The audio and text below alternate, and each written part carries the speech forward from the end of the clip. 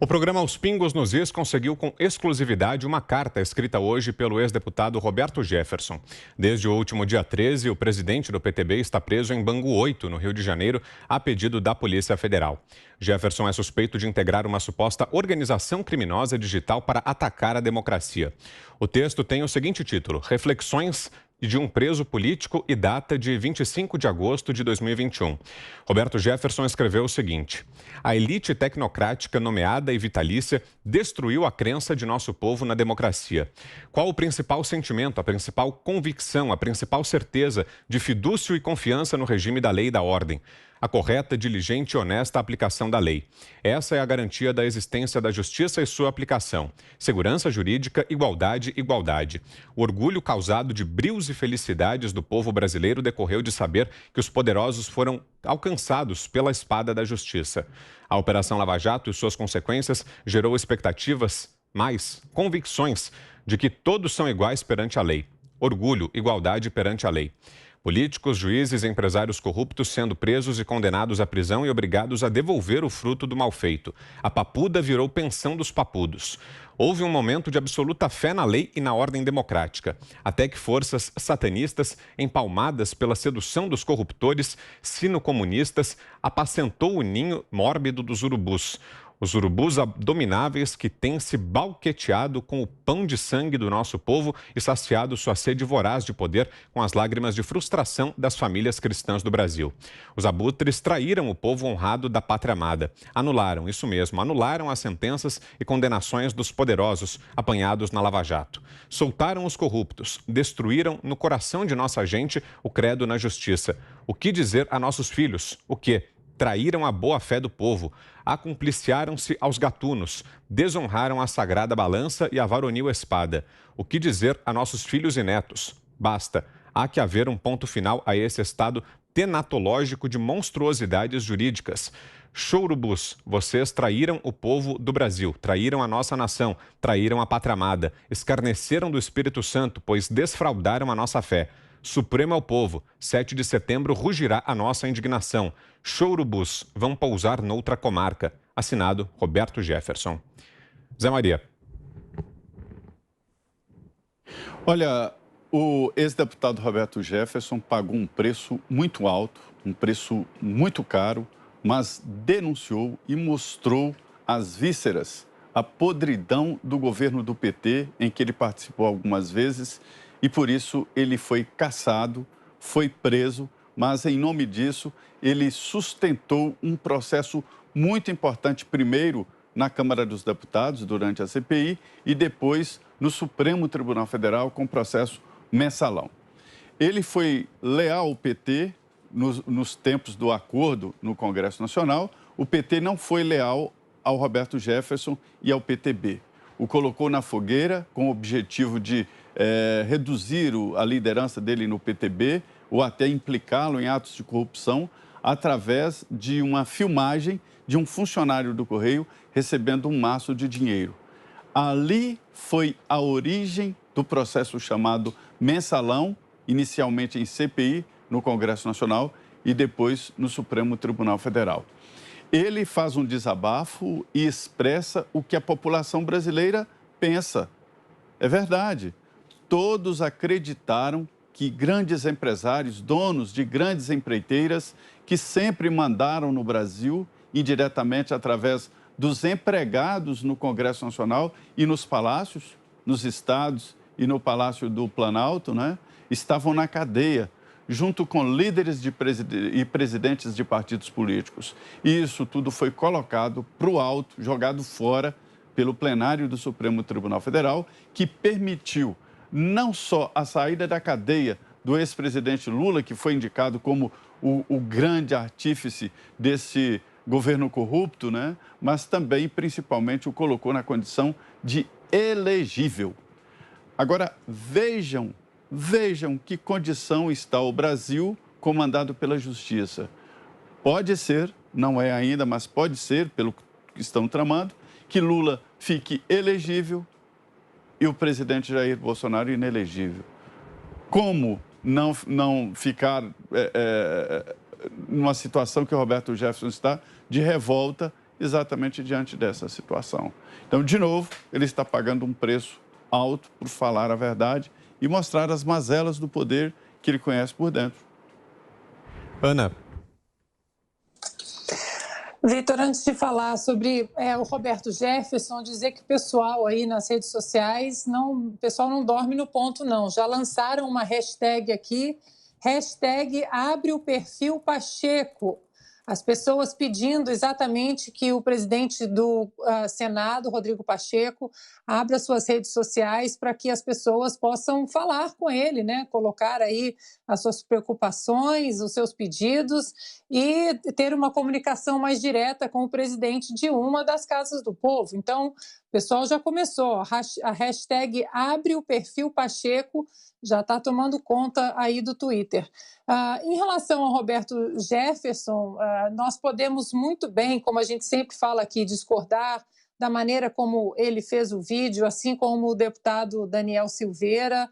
A gente pode discordar do conteúdo, da maneira como foi feita.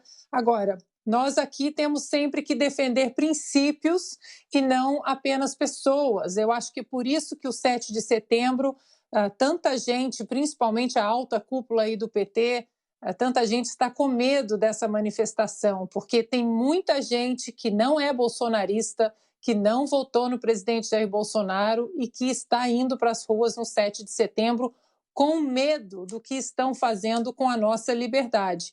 E Roberto Jefferson é mais um ponto aí dentro desse cerceamento das nossas liberdades, e não apenas isso, dentro das inconstitucionalidades que o Supremo Tribunal Federal vem colocando aí quase que diariamente na nossa vida, né? Uma prisão de ofício, uma prisão a uma pessoa que não tem foro privilegiado, ou seja, não seria jamais competência do Supremo Tribunal Federal prender de ofício, quanto mais um cidadão aí que não tem o foro privilegiado. No caso do deputado Daniel Silveira, o oposto, né? O deputado protegido com foro privilegiado tem a sua prerrogativa de julgamento ali, os seus pares na Câmara, e, no entanto, tudo isso foi desobedecido. Ou seja, Roberto Jefferson e deputado Daniel Silveira são presos políticos, sim. Muito grave que nós estamos vivendo. Eu espero que o 7 de setembro seja uma manifestação muito significativa. É preciso que o povo dê a sua resposta aí às ruas. E lembrando também, né, apenas puxando o nosso outro assunto sobre o José Dirceu com medo, né, do vandalismo do 7 de setembro, ele não falou nada, não deu nenhuma declaração oficial ou não oficial quando o MST vandalizou o prédio da ministra Carmen Lúcia, pichando ali, né, de vermelho, não apenas o prédio, mas a rua também. Nós não ouvimos nenhuma declaração, e basta o nosso ouvinte, o nosso espectador, entrar nas ferramentas de busca e colocar ali fotos MST, invasão fazendas. Aí vocês vão ver o que é vandalismo, atrocidade, a matança de animais que o MST, que é um braço do Partido dos Trabalhadores, o que eles promovem nessas invasões. É muito mais do que vandalismo, é maldade pura e, no entanto, isso nunca houve absolutamente nenhuma preocupação por parte de José Dirceu ou de qualquer outro aí, nome grande, de cacique grande do Partido dos Trabalhadores. Mais uma vez, Vitor, a gente vai ter que ser repetitivo até o dia 7, porque o dia 7 nós precisamos aí declarar uma outra independência, uma independência da ditadura do judiciário, e sempre enaltecendo que o único norte possível é a Constituição, essa que esses ministros não estão respeitando mais. É preciso lembrar que a nossa Constituição está acima de todos eles. Roberto Jefferson, nós temos no Brasil 2 presos políticos. O Lula, que tratou a socos e pontapés aí vários artigos do Código Penal, era um preso comum. Foi um preso comum e merecia continuar sendo, mas está em liberdade graças ao Supremo. O Roberto Jefferson e o deputado Daniel Silveira, eles cometeram o quê? Crimes de pensamento? Isso não existe. No Brasil, na legislação brasileira, isso não está previsto. Né? Não, esses crimes de pensamento, eles só podem ser praticados se eles se enquadrarem nos crimes contra a honra. Injúria, calúnia e difamação. Ponto. Ponto. Se você não pode ser condenado por ter violado uma lei que não existe. Não existe. Então, em algum lugar está escrito aí que você não pode ofender ministros do Supremo, você não pode magoar ministros do Supremo, atentar contra a imagem deles. Existe isso? Não. Pois bem, se você condena alguém por crime de pensamento, você tem preso político. Só há preso político em regime que tem uma deformação ditatorial. O Brasil não é uma ditadura clássica, mas está sob o controle tirânico do Supremo, que infunde medo, como diz o senador Lazier Martins. São senadores que têm uma capivara assustadora, eles têm medo de que ela chegue ao Supremo e eles sejam julgados. Começa por aí. Eles estão querendo também fazer uma aliança contra o presidente Bolsonaro. Agora, por muito menos, o juiz Sérgio Moro foi declarado parcial. O que se espera de um tribunal como o Supremo, que manda, como lembrou bem, como nós discutimos ontem esse assunto, e foi bem lembrado pelo senador Lazier, como é que pode um tribunal ser considerado imparcial se ele provoca o chefe do Poder Executivo com mais de 130 ações que, ora, configuram um ultimato, tem 5 dias para responder tal coisa, tem tantas horas para explicar tal coisa. Ora, interferem nas atribuições de outro poder, não pode cobrar o dinheiro que o Goiás deve, por exemplo. Ora, estabelecem normas aí que o Supremo não tem poderes para instituir, por exemplo, o presidente da República não vai cuidar do combate à pandemia de coronavírus. Quem cuida disso é prefeito e governador. E depois eles dizem que não, o presidente da República merece ser julgado pelo que fez durante a pandemia. Ele foi impedido de fazer o que queria. Tá? Um dia essa história vai ser escrita, tá? Saberemos toda a verdade dessa história.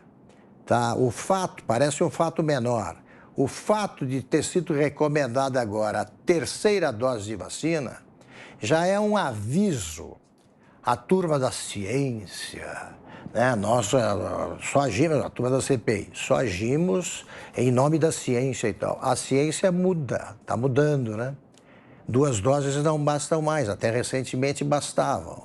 Isso deveria ser um sinal aos sensatos. Como eles não têm sensatez, eles são imprudentes, né? Os autoritários, os que acham que vão ganhar pelo medo, os que jogam todas as fake news possíveis para dizer que os outros que divulgam fake news, esses ainda vão aprender e o julgamento da história não demora tanto não.